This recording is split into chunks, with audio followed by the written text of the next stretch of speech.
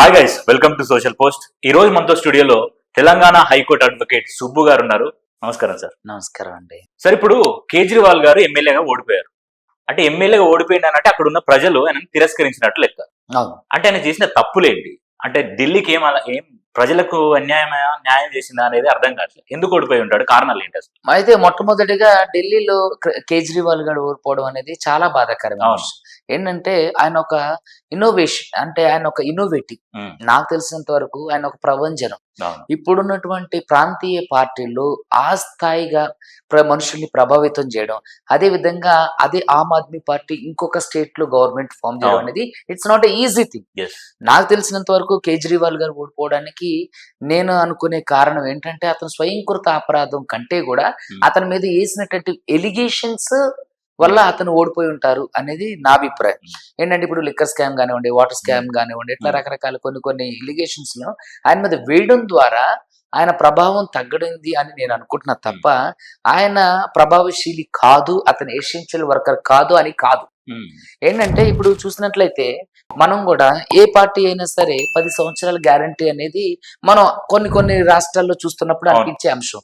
కానీ కేజ్రీవాల్ గారు ఆయన ఉన్నటువంటి కాన్స్టిట్యున్సీలో 3 సార్లుగా ఎమ్మెల్యే పోటీ చేసి చాలా రకాలైనటువంటి ఇన్నోవేషన్స్ తీసుకొచ్చారు, చాలా రకాలైనటువంటి అభివృద్ధిని తీసుకొచ్చారు. చీపురు బట్టి ఏదైతే అవినీతిని ఊడ్స్తానన్నారో ఆ విధంగా ఢిల్లీలో ఉన్నటువంటి చాలా వరకు అవినీతిని ఊడ్చారు. అయితే ఢిల్లీ ఏంటి, భారతదేశానికి హార్ట్ లాంటిది. అంటే మన దేశ రాజధాని ఢిల్లీ. ఏంటంటే ఢిల్లీని చేజిక్కించుకోవాలని కాంగ్రెస్ కానివ్వండి, ఆమ్ ఆద్మీ పార్టీ కానివ్వండి, అదే విధంగా బీజేపీ కానివ్వండి ఎక్కువగా ప్రయత్నించడంలో, అంటే అక్కడ ఎక్కువగా వాళ్ళ ఆలోచన కేంద్రీకృతమై ఉంటుంది. సో ఢిల్లీని చేజిక్కించుకోగలిగితే మిగతా రాష్ట్రాల్లో పార్టీ విస్తరించడం అనేది చాలా ఈజీ ప్రాసెస్ అనేది ప్రతి ఒక్క రాష్ట్ర పార్టీ, అంటే రాష్ట్ర స్థాయి పార్టీలు కానివ్వండి, లేదంటే అంటే నేషనల్ పార్టీస్ కాని యొక్క ముఖ్య ఉద్దేశం. సో ఇక్కడ కేజ్రీవాల్ గారిని ఓడించడం కోసం అభ్యర్థులు, అదే విధంగా అభ్యర్థి పార్టీ ఏదైతే ఉందో అది ఎంతటికైనా చేయడానికి కృషి చేస్తుంది. సో రాబోయే ఎలక్షన్స్ లో కేజ్రీవాల్ గారు లాంటి ఒక మహాశక్తిని ఎదిరించాలి అంటే అతను చేసిన అన్యాయాలు ఏం లేవు, కానీ స్కాములు లాంటివి కొన్ని, అంటే ఇప్పుడు స్కాములు జరిగినా లేదా అనేది పక్కకు పెడితే ఇప్పుడు ఒక నింద ఒక వ్యక్తి మీద వేయడం వల్ల ఆ వ్యక్తి యొక్క రెప్యుటేషన్ ఎంతో కొంత తగ్గుతుంది, అతని గ్రాఫ్ అనేది ఎంతో కొంత పడుతుంది. ఏంటంటే చదువుకున్న వ్యక్తులు తెలుస్తుంది ఏహే ఇలా చేస్తున్నాడు, కానీ మిడిమిడి జ్ఞానంగా ఉన్నవాళ్ళు కానివ్వండి, లేదంటే తక్కువగా చదువుకున్న వాళ్ళు కానివ్వండి, లేకపోతే ఇంట్లో ఉన్న టీవీ సీరియల్స్ చూసి గృహిణులు లాంటి వాళ్ళు ఏమనుకుంటారు, అవును చేయకపోతే ఎలాంటిది ఎందుకు జరుగుతుంది, నిప్పులేంది పొగరాదు కదా అనే ఒక నానుడు ఉంది.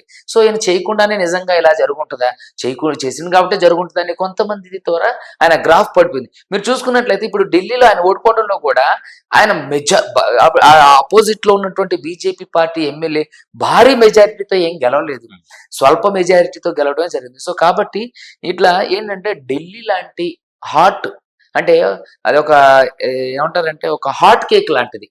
సో ఢిల్లీని చేజిక్కించుకోగలిగితే మిగతా రాష్ట్రాల్లో పార్టీని విస్తరించడం అనేది చాలా ఈజీ ప్రాసెస్. సో కాబట్టి ఏదో ఒక విధంగా చేయాలని ఒక కుయుక్తులు కుతంత్రాలు పన్ని ఉండొచ్చు అనేది నా అభిప్రాయం. సో కాబట్టి అక్కడ ఢిల్లీ ప్రజలు తప్పకుండా ఆయన తిరస్కరించినట్లయితే అవినీతిని ఖచ్చితంగా మీరు ఆహ్వానించినట్లే. అక్కడ ప్రాంతీయ పార్టీలు మీరు చూసుకున్నట్లయితే నేషనల్ పార్టీలు ఎక్కువ స్థాయిలో, అంటే అది ఏదైనా కానివ్వండి, ఎక్కువ స్థాయి రాష్ట్రాల్లో గవర్నమెంట్ ఫామ్ చేస్తే న్యాయస్థానాలు ప్రమాదాల్లో పడతాయి.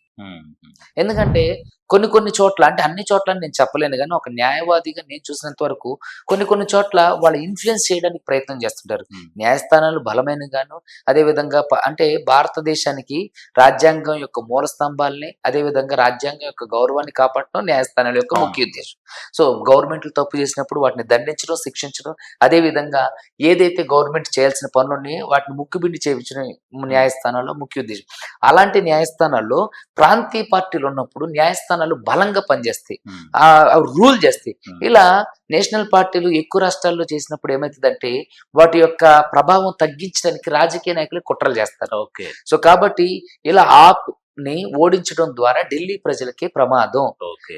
ఏదైతే బీజేపీ ఉందో అది ఒక మతతత్వ పార్టీగా పరిణమిల్లుతుంది. మీరు చూసుకున్నట్లయితే గడిచిపోయిన 10 సంవత్సరాల్లో జరిగినటువంటి మారణ హోమాలు, తొక్కిసలాటలు, ఇది మతతత్వ పార్టీలుగా మతాన్ని ప్రచారాలు కానివ్వండి, మతాల పేరుతో దాడులు కానివ్వండి, మతాల పేరుతో దళితులను చంపడం కానివ్వండి, మతాల పేరుతో బీసీ సామాజిక వర్గాన్ని హింసించడం కానివ్వండి, చర్చిల పైన దాడులు కానివ్వండి, మసీదుల పైన దాడులు కానివ్వండి, రకరకాల ఉద్దేశాలు కానివ్వండి, ఈ జై శ్రీరామ్ లాంటి నినాదాలు కానివ్వండి, మీరు చూస్తే బీజేపీ వచ్చిన తర్వాతే బాగా పరిణామిల్లుతున్నాయి. అంతకుముందు ఇలాంటివి ఏం లేవు. దేశం అంటే భిన్నత్వంలో ఏకత్వం కలిగిందే భారతదేశం.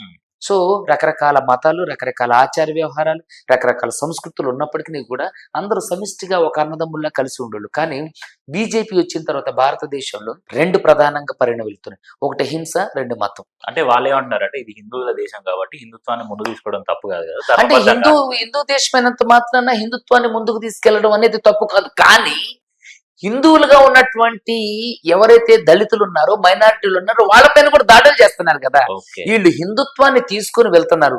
మన అంతరం హిందువులు అంటున్నారు. మరి అదే ఉత్తరప్రదేశ్ లోని కానివ్వండి, జార్ఖండ్ కానివ్వండి, తర్వాత ఇంకా రకరకాలైనటువంటి నార్త్ స్టేట్స్ లో మరి దళితులు కూడా హిందువులుగా ఉన్నారు. మరి ఆ దళితులు కూడా చంపేస్తున్నారు కదా. మరి వాళ్ళు కూడా హిందువులే కదా, వాళ్ళని కూడా కాపాడుకోవాలి కదా, వాళ్ళని కూడా వీళ్ళు కలుపుకోవాలి కదా. వాళ్ళకి కూడా మీరు చూసుకోండి, ద్రౌపది ముర్ము గారికి అంటే కులం అనే ఒక అపకీర్తిని అంటే అంటగట్టి ఆమె దర్శించిన తర్వాత, అయోధ్య రామ మందిరం దర్శించిన తర్వాత శుద్ధి కార్యక్రమాలు చేశారు.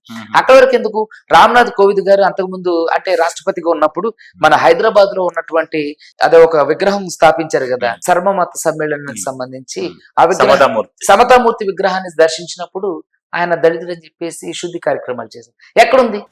ఇక్కడ నిజంగానే అందరూ హిందువులు. అదే హిందుత్వం వల్లే కదా ఇప్పుడు ఇక్కడ భారతదేశం అనేక మతాలు రావడానికి కారణమైంది. అదే హిందుత్వం కదా భారతదేశంలో చదువుని వ్యాప్తించజేయకుండా చేసింది. అదే హిందుత్వం కదా భారతదేశంలో కులతత్వాన్ని సృష్టించింది. అదే హిందుత్వం కదా దళిత జాతిని ఇంకా దళితులుగానే చేసింది. అదే హిందుత్వమే కదా ఈ రోజు మనుధర్మ శాస్త్రం అనే ఒక భయంకరమైనటువంటి శాస్త్రాన్ని తీసుకొచ్చి దళితులు చదువుకోకూడదని, దళితులకు వైద్యం అందకూడదని, దళితులు దళితుల్లాగే ఉండాలని, దళితులు వాళ్ళ పని చేసుకోవాలని, ఏ కుల వృత్తులు ఆ కుల వృత్తులే చేయాలని, వీళ్ళు పరిపాలించే వాళ్ళుగా ఉండాలని, వీళ్ళు బాలిసలాగా బ్రతకాలని ఏ మతమైనా చెప్తుందా? చెప్పదు కదా. అయితే హిందుత్వం అనేది గొప్ప మాధుర్యం కలిగింది. కానీ దాంట్లో ఉన్న అనేక మంది స్వార్థపరులు వాళ్ళు అంటే డివైడ్ అండ్ రూల్ పాలసీ అంటే విభజించి పాలించడం అనే ఒక రూల్ పాలసీ తీసుకుని వచ్చి వాళ్ళు విభజించి పాలించి దళితుల్ని, శూద్రుల్ని, అతిశూద్రులు ఇలా రకరకాలుగా పాలించి వాళ్ళకి విద్యా వ్యవస్థ లేకుండా, అదే విధంగా ఆరోగ్యానికి సంబంధించినటువంటి వైద్య వ్యవస్థ లేకుండా చేసింది. ఈ రోజు హిందువులుగా ఉన్న వాళ్ళు ఎందుకు క్రిస్టియన్స్ గా మారారు? ఈ రోజు మొట్టమొదటిగా భారతదేశం అభివృద్ధి స్థాపించారంటే అది క్రిస్టియానిటీనే. ఈ రోజు దళితులకు విద్యను అందించారంటే అది క్రిస్టియన్ మిషనరీసే. ఈ రోజు దళితులకి కానివ్వండి, బీసీలకి కానివ్వండి, అన్నగాండిన వర్గాలు శూద్రులుగా చేయబడినటువంటి వాళ్ళకి విద్యా వ్యవస్థను అందించింది క్రిస్టియన్ మిషనరీస్. అదే విధంగా వైద్య వ్యవస్థ సృష్టించింది క్రిస్టియన్ మిషనరీస్. ఇక్కడ సేవ చేసింది క్రిస్టియన్ మిషన్. భారతదేశాన్ని అభివృద్ధి చేసింది క్రిస్టియన్ మిషనరీస్. సో ఇప్పుడు ఎక్కడ హిందుత్వం చేసింది చెప్పండి?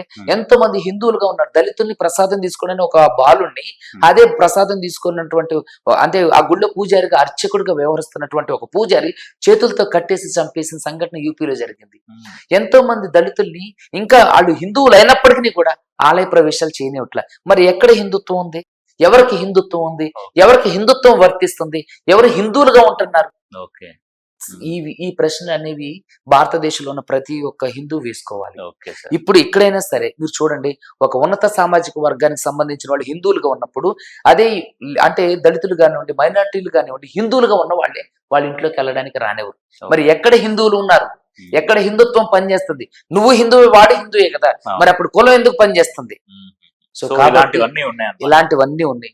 హిందువుల్లో రెండు వర్గాలు, ఉన్నత సామాజిక వర్గం అంటే బ్రాహ్మణ, క్షత్రియ, వైశ్యులుగా ఉన్నటువంటి హిందువులు వేరు, శూద్రులుగా ఉన్నటువంటి రెడ్డి, కమ్మ, కాపు, తర్వాత బేడ, బుడగ, జంగాలు, మాల, మాదిగ, చౌదరి వీళ్ళందరూ ఉన్నటువంటి హిందువులు వేరు.